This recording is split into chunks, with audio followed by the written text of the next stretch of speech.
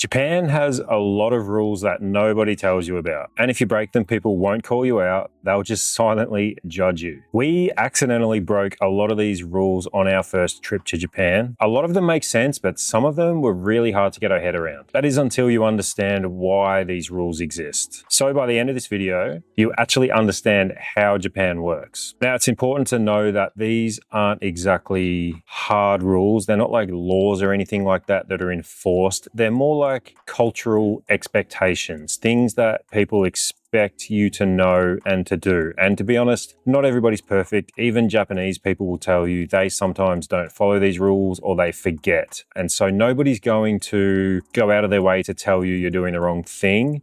But like I said at the start, they will quietly judge you, and you don't really want to come across as being a rude tourist. That's the main purpose of this video. And honestly, some of these are obvious, but a couple of them completely surprised us, and we were quite embarrassed when we realized that we were breaking these rules, especially the last one, which we pretty much got wrong for the entire trip. Okay, so this one isn't exactly a rule, but you will notice that and no one really does this, and that is eating while walking. Reason being is it's messy, it's a distraction, and it can hold other people up. It kind of just breaks the flow of public order. Japan values cleanliness and not inconveniencing others. So it's less about the food and more about respecting your surroundings and other people. And I've got to be completely honest, I had no idea about this rule. We were going to convenience stores and often I would walk out and be eating a piece of fried chicken on my way back to our accommodation. I didn't really notice anybody looking at us weird or judging us or anything like that. But then when I went back and actually realized that this is kind of an unspoken rule, I felt a little bit bad. So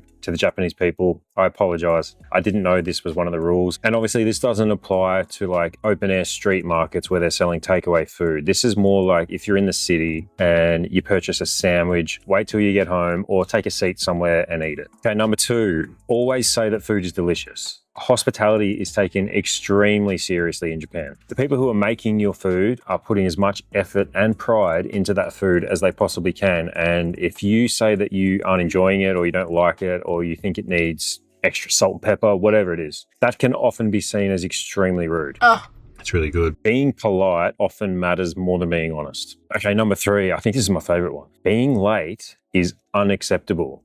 There's actually no excuses for being late. Simple reason being time equals respect. So on time is considered late.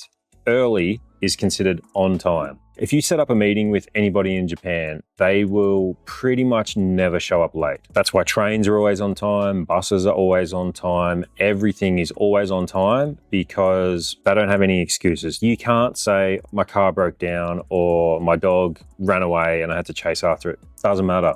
You should have figured it out. You have to do whatever you have to do to get somewhere, not on time, but early. Being late isn't considered a mistake. It's considered a reflection of your personality. So if you're often showing up late to things, people just won't trust you. Number 4, money etiquette. So when you're handing over money, whether you're at a restaurant or if you're in a convenience store, if you're handing over cash, you don't hand cash over directly. It's not handled hand to hand. It's usually handled in a tray. And that's for a couple of reasons. Number 1 being physical distance equals respect in Japan, and it makes transactions feel formal and clean. So if you go to a convenience store and you need to pay for something, don't pull out a wad of change or a wad of cash and hand it to the person over the counter. Even if you go to a restaurant, a lot of the times, there will be a machine where you can put bills into the machine or even coins if you have cash. Now, I'm not particularly a germaphobe. I don't really think about these things, but if you think about it, like the amount of people that handle like a dollar bill, there is a lot of germs on it and it is quite a dirty thing to be handling. So that kind of makes sense to me. Okay, I got stuck on this one the first hour we were in Japan. Don't try and open a taxi door yourself. 2 reasons. Number 1, most of the time they have electric doors. Most taxis these days in Japan are pretty modern,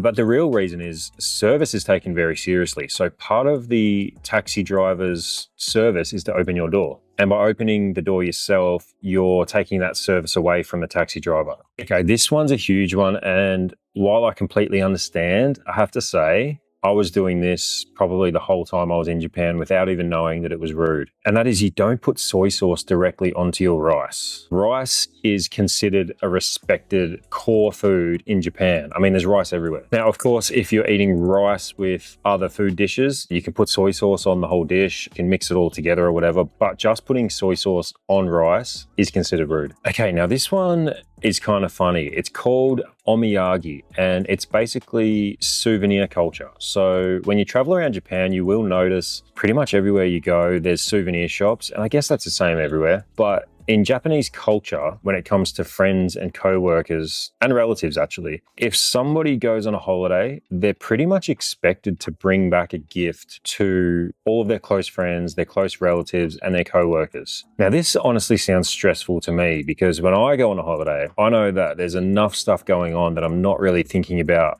buying stuff for other people. But what it does is it shows that you're thinking about others while you're on holiday, and it's more of a group focused thing, especially for co-workers. If you're taking a break from your work, chances are somebody's filling in for you, and it's your way of showing thanks for letting me take a vacation. So most of the time, Japanese people are actually expected to bring back gifts for everybody. I don't really know how that works. That must get expensive and time consuming. If you're from Japan and you're aware of this Omiyage culture, let me know down below in the comments, like how many gifts are you expected to bring back and who are you expected to bring them for? As far as I know, it sounds like you're expected to bring gifts for everybody, which just sounds exhausting. Also, just a quick one, something we didn't think about while traveling to Japan. When you travel here, you end up using public Wi-Fi all the time, cafes, hotels, and even train stations. And Japan feels super safe. But most of these networks actually aren't secure, which means things like your emails, passwords, or even banking details can be exposed without you even realizing. And we're constantly online when we travel. Booking hotels, checking maps, uploading videos, it's just part of it. And that's why we use Surfshark VPN. It's a VPN that encrypts your connection and hides your IP address, so everything you do stays private,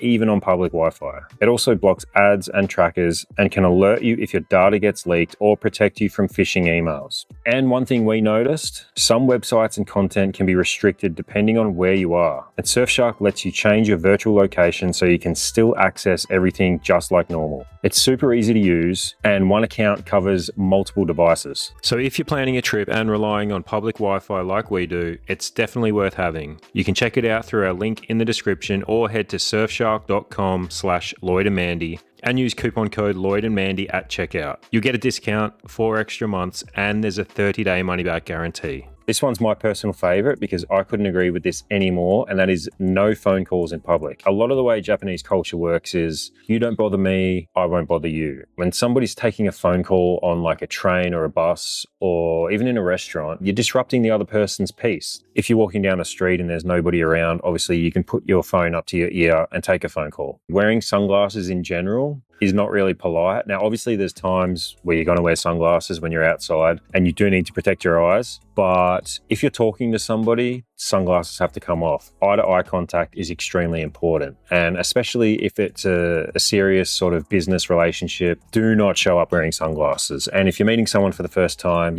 take your sunglasses off. I actually think this probably applies to every culture, but the Japanese just seem to take these a little more seriously than other cultures, at least than Australian culture that I know. Escalator etiquette. I love this one. Nothing frustrates me more than when I get on an escalator and there's 2 people taking up the whole escalator. But in Japan, it's actually considered extremely rude and it's expected that you move to the side. Now, this is where it gets a bit tricky. Now, I could be getting this wrong, and if I am, let me know in the comments down below. In Tokyo, you are supposed to stand on the left, but in Osaka, you're expected to stand on the right. And I think that applies to sidewalks as well. I'm not 100% sure about that, so let me know down below in the comments if I'm right. I could be wrong. Never, ever point at somebody. It singles people out and it feels aggressive. If you need to gesture to somebody, use your whole hand. Don't ever point like this. It's considered extremely rude. They will take it as a sign of aggression. And if you're using aggression, you may be met with aggression. Don't ever move anybody's belongings. Quick story, we were at a cafe in Japan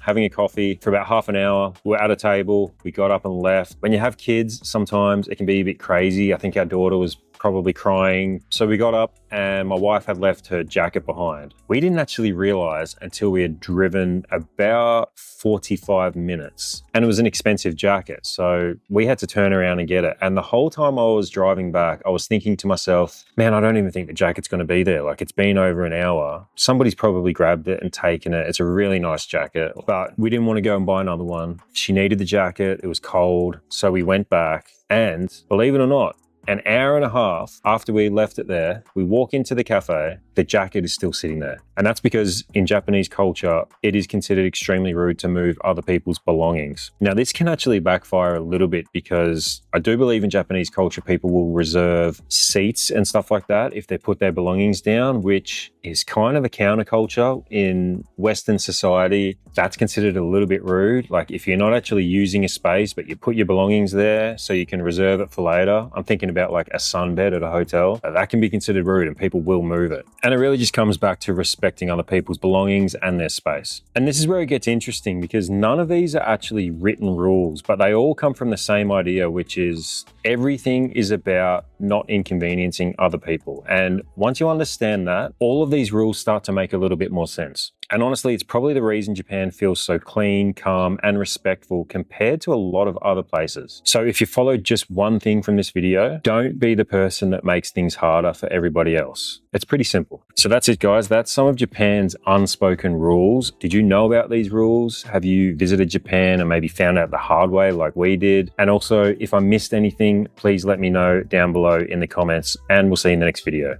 Cheers.